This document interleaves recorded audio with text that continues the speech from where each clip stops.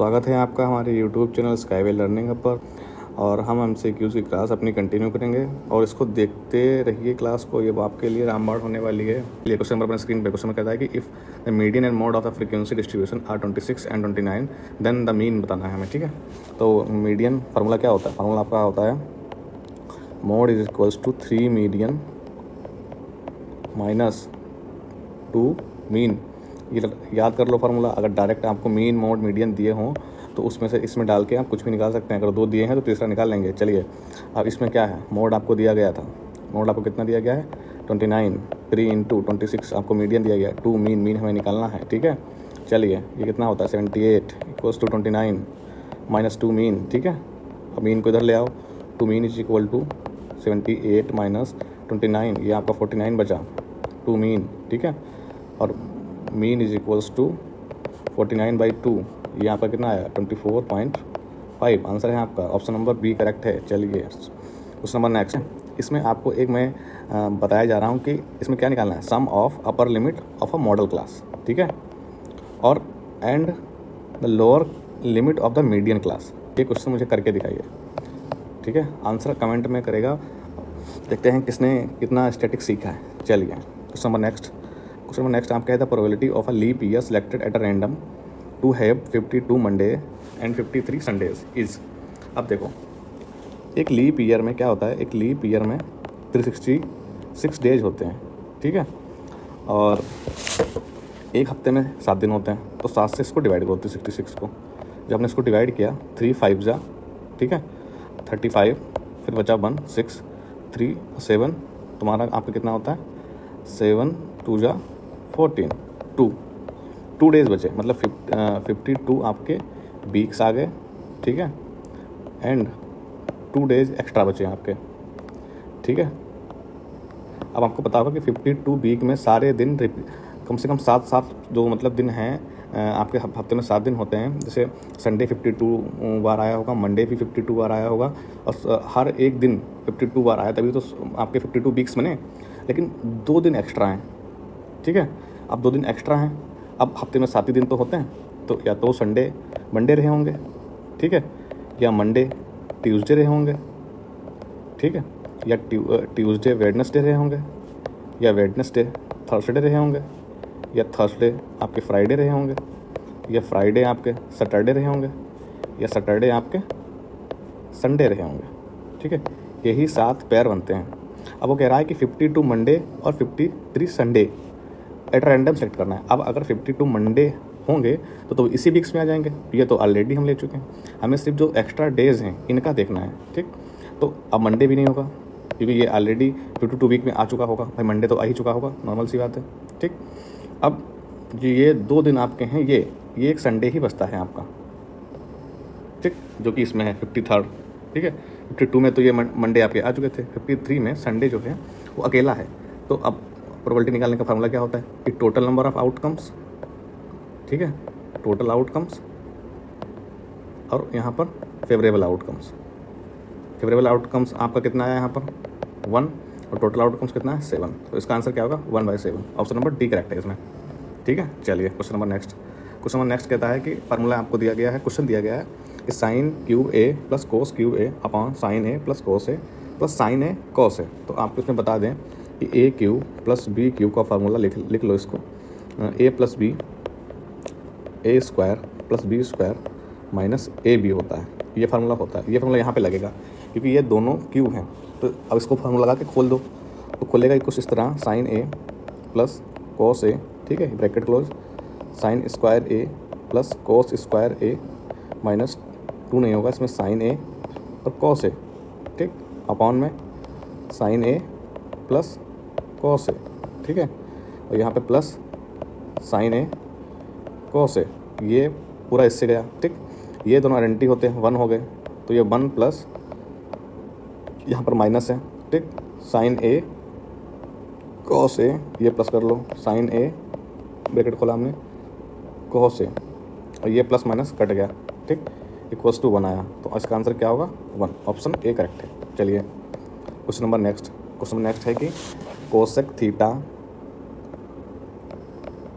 Equal to √10, इसको लिख सकते हैं हम लोग साइन थीटा 1/√10, ठीक। ये p है, ये h है, यहाँ से b निकालो। b इक्वल्स टू क्या होता है, √h का स्क्वायर माइनस p का स्क्वायर और अंडर रूट होता है। तो ये 10 भाई रूट का ये होगा स्क्वायर तो 1 का स्क्वायर अंडर रूट। अब √10 का स्क्वायर 10 माइनस 1 अंडर रूट, 9 का अंडर रूट 3 आया b आपका, ठीक है। अब सेक थीटा निकालना है हमें। तो कोस थीटा आपका होता है b/h, सेक थीटा हो जाएगा h/b, ठीक। h कितना है हमारा √10, b कितना आया 3, ऑप्शन नंबर बी करेक्ट है आपका। चलिए क्वेश्चन नंबर नेक्स्ट। अब क्वेश्चन नंबर नेक्स्ट कहता है a sector of a circle with the central angle 120 and area 264 square centimetre is cut from a circle the radius of a circle, ठीक। अब area of sector का formula क्या होता है, ठीक है, वो होता है आपका θ/360 इंटू πr स्क्वायर। अब क्वेश्चन ये कह रहा है कि आपको एंगल दिया गया है, एरिया ऑफ अ सेक्टर दिया गया है जितना उससे कटा है। अब पूछ रहा है रेडियस क्या होगा। अगर एरिया ऑफ सेक्टर हमें दिया गया है तो 264/7 इक्वल टू 120 थीटा था, 360 नीचे, ठीक है, पाई इंटू, ठीक, आर स्क्वायर अभी पता नहीं है हमें, अभी तो निकालना हमें। तो ये जाएगा 3 टाइम, ठीक। यहाँ देखो क्या हुआ, इस पाई को भी हम खोल देते हैं, इसको क्या लिख लेंगे 22/7, ठीक। अब देखो इधर कि 64/7 22 3 इंटू 7, ठीक, और आर स्क्वायर। अब ये क्रॉस करा दो आप, तो क्या होगा 364 इंटू 3 इंटू 7/7 इंटू 22, 7 से 7 कैंसिल। यहाँ देखो अब ये 11 से कैंसिल कर दो, 11 2 जा और 11 आपको 4 जा, फिर 44, ठीक। 2 से काटो 12, फिर यहाँ पर क्या है R square, 12 into 3 equal to R square equal to 36, R is equal to √36, R is equal to 6 centimetre. Option number A correct है इसमें। आया समझ, बस बेसिक कैलकुलेशन है, आपको ये समझना है कि आपको एरिया सेक्टर दिया हुआ था, उसका जो फार्मूला होता है वो रखा हमने, उसमें हमें रेडियस निकालनी थी, पूरा रख दिया और उस कैलकुलेशन को सॉल्व कर लिया, हमें रेडियस मिल गई, ठीक है। चलिए question number next. Question next कहता है a hemispherical wall is made of steel of thickness 0.3 centimetre, the inner radius of a wall is 3 centimetre, the volume of steel used in, ठीक है। हमें steel का volume बताना है। तो inner radius दी गई है और ये आपकी क्या है, ये आउटर रेडियस है, ठीक है। तो टोटल रेडियस क्या हो गई आपकी, टोटल रेडियस हो गई है 3 + 0.3 इक्वल्स टू 3.3 सेंटीमीटर हो गई, ठीक। और इनर रेडियस आपको दी ही थी 3 सेंटीमीटर। और फार्मूला क्या हो इस केस में बनेगा आपका कि volume of steel equals to 2/3 pi R का क्यूब माइनस आर का क्यूब, ठीक है।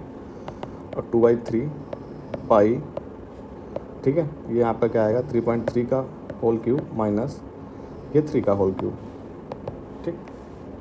ये आपका बनेगा 2/3 पाई और ये आपका 35.930, इसका क्यूब होगा माइनस ये 27 होगा, ये तो हमें पता ही है।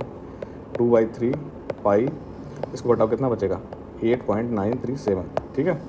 अब इसको काट लो, यहाँ से इसको मल्टीप्लाई करके काट लो, वैसे काट लो, तो आंसर लगभग आपका आएगा 5.98, ठीक है, 958 पाई सेंटीमीटर आपका क्यूब, ठीक है। ऑप्शन नंबर आपका बी करेक्ट है। चलिए क्वेश्चन नंबर नेक्स्ट स्क्रीन पे। तो क्वेश्चन नेक्स्ट कहता है कि the probability that in a family of 3 children there will be at least 2 boys, ठीक है। घर में 3 बच्चे हैं, ठीक है, ठीक, और कह रहे हैं कि एट लीस्ट 2 लड़के होने चाहिए, ठीक। अब 2 लड़के होने की प्रोबेबिलिटी क्या होगी, या तो पहले तीनों लड़के हों, ठीक, 3 लड़के, फिर कह रहे हैं कि नहीं चलो 2, अगले आउटकम जो हम बनाए जाएंगे अपने सेट उसमें क्या होगा 2 लड़के, ठीक, फिर क्या होगा आपको 2 लड़के हो गए फिर लड़की हो गई। अब इसमें क्या था, लड़का हुआ फिर लड़की हुई फिर लड़का हो गया, आपका बॉयस हो गया, ठीक। अब क्या हुआ कि बॉय हुआ, पहले गर्ल हुई फिर 2 लड़के ही हो गए, फिर क्या हुआ लड़की हुई गर्ल हुई फिर गर्ल हो गई फिर लड़का हो गया, फिर आपका गर्ल लड़का, ठीक, फिर आपकी गर्ल हो गई। अगले में आया समझ यहाँ तक। अब देखो वाई हुआ फिर गर्ल हुई फिर गर्ल हुई और ये फिर गर्ल हुई ये गर्ल हुई ये गर्ल हुई, ठीक। तो या तो पहले 3 लड़के होंगे जैसे हम बना रहे कि लड़के लड़के लड़के हो गए, फिर 2 लड़के हुए, फिर आगे क्या हुआ कि जैसे पहले तो मान लो एक ट्रैक्टर ये सोच दिमाग आदमी सोच लेगा कि चलो स्टार्टिंग में 3 लड़के हुए, फिर 3 नहीं हुए, फिर 2 लड़के हुए, 1 लड़की हो गई, क्रम बनता गया। तो ये टोटल कितने बन गए set?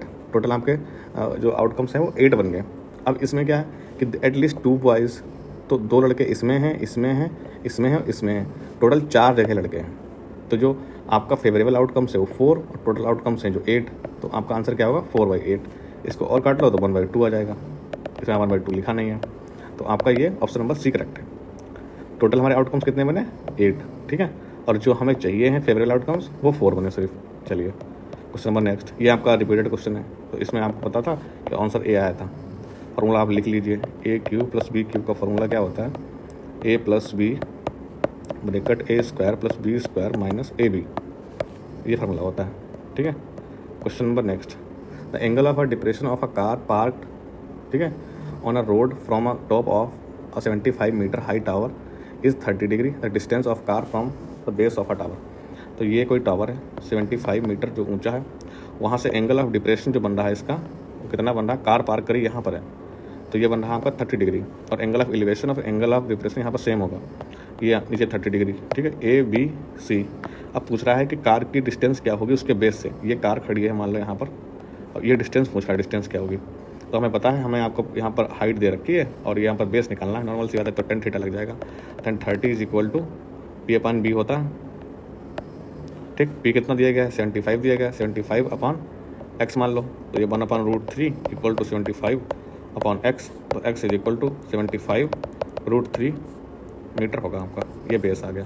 Option number A correct है आपका। चलिए क्वेश्चन नंबर नेक्स्ट, आपकी स्क्रीन पे है, ये आपका क्वाड्रेटिक का है, इंपॉर्टेंट क्वेश्चन है, आपके शॉर्ट में आ सकता है, प्रूफ करने के लिए आ सकता है कि ये राइट एंगल प्रूव करो, इसको आइसोसेल्स प्रूव करो, या इसको स्केलन प्रूव करो, तो आपको प्रूव करना होगा। प्रूफ कैसे करना होगा? इसमें आपको ये इसके पॉइंट दे रखे हैं और पॉइंट से हमें बताना है ये क्या है, ठीक है। जस्ट सपोज, ठीक, ये एक ट्रायंगल है, ये आपको 2,2 दिया गया है, -2,2, 6, -2 दिया गया है, और ये 2,1 दिया गया है। अब इसको प्रूव करने के लिए राइट एंगल है या आइसोसेल्स है, या आइसोसेल्स राइट एंगल ट्रायंगल है कि स्केलन है, तो हम इनके बीच की डिस्टेंस, हमें साइड पता होनी चाहिए। साइड, और साइड कैसे निकालेंगे? डिस्टेंस से निकालेंगे। ये पता हो, ये पता हो, ये पता हो भाई, अगर तीनों बराबर हैं तो इक्विलेटरल मान लो, वो ऑप्शन है नहीं। 2 आपस में बराबर हैं तो आइसोसेल्स, को बराबर आपस में नहीं है तो स्केलन। तो अब हमें डिस्टेंस तो निकालनी पड़ेगी। जब सपोज ये A है, ये B है, ये C है, तो हमें एक बार निकालना है AB, फिर निकालना है BC, फिर निकालना है CA, और यहीं से हमें कंपेयर कर लेना है ये अगर तीनों बराबर हैं या 2 बराबर हैं, तो उस हिसाब से डिसाइड करना होगा। तो अब AB की डिस्टेंस कैसे निकलेंगे? अंडर रूट AB को लो तो 6 और प्लस, और ये माइनस का था, फार्मूला जो होता है, फार्मूला क्या होता है आपका डिस्टेंस का? AB = under root x2 - x1 का होल स्क्वायर, ठीक, प्लस y2 - y1 का होल स्क्वायर। अब इसके हिसाब से देखते रहो। 6, अब यहाँ पर माइनस का 2 था, अब प्लस का 2 का होल स्क्वायर, प्लस -2, अब ये माइनस का था, ये प्लस का हो जाएगा 2 का होल स्क्वायर। अब ये 8 का स्क्वायर प्लस 0 का स्क्वायर, अंडर रूट, ये 8 बचा, 8 का स्क्वायर से अंडर रूट कैंसिल हो गया, 8 यूनिट आ गया। अगला देखो, अब आपका रहेगा BC का, इसका रहेगा, ठीक। तो ये 6 - 2 का होल स्क्वायर अंडर रूट पूरे पे प्लस 1 आपका, और ये प्लस 2 का होल स्क्वायर, ये क्या हो जाएगा 4 का होल स्क्वायर प्लस 3 का होल स्क्वायर अंडर रूट आपका 25 का होल स्क्वायर, और अंडर रूट इसका 5 यूनिट आपकी आ गई अगली, ठीक है। चलिए CA निकालिए, ये अंडर रूट। अब आपको निकालना है CA निकालना है, तो 2 और ये माइनस का है, प्लस का हो जाएगा, ठीक, होल स्क्वायर प्लस 1 माइनस का है, प्लस का हो जाएगा 2 का होल स्क्वायर, ये अंडर रूट 4 का होल स्क्वायर प्लस 3 का होल स्क्वायर = 25 = 5 यूनिट। अब इसमें क्या हुआ कि 2 चीज़ें सेम आ गई हैं, तो ये क्या होगा? और किसी भी ट्रायंगल में अगर उसकी 2 साइडें इक्वल हैं तो वो आइसोसेल्स ट्रायंगल कहलाएगा। तो ऑप्शन नंबर B आपका करेक्ट है, ठीक है। और इसमें हमने आपको सारे जो हैं, आपको एक उसमें होमवर्क भी है, वो इसमें मीडियन वाला और मोड वाला, ठीक है, वो आपको करना है अपने होमवर्क में, और मुझे कमेंट में उसका आंसर बताइएगा, और नहीं तो मैं अगली क्लास में उसको इंक्लूड करके आपको इसका आंसर बताऊँगा, ठीक है। और तब तक मैं देख लूँ आपने स्टैटिक्स में क्या सीखा है। चलिए, आपके बोर्ड एग्जाम नियर हैं और मुझे बताइए इसका आंसर क्या हुआ। चलिए, ठीक है, बेस्ट ऑफ लक, तैयारी करते रहो बच्चों।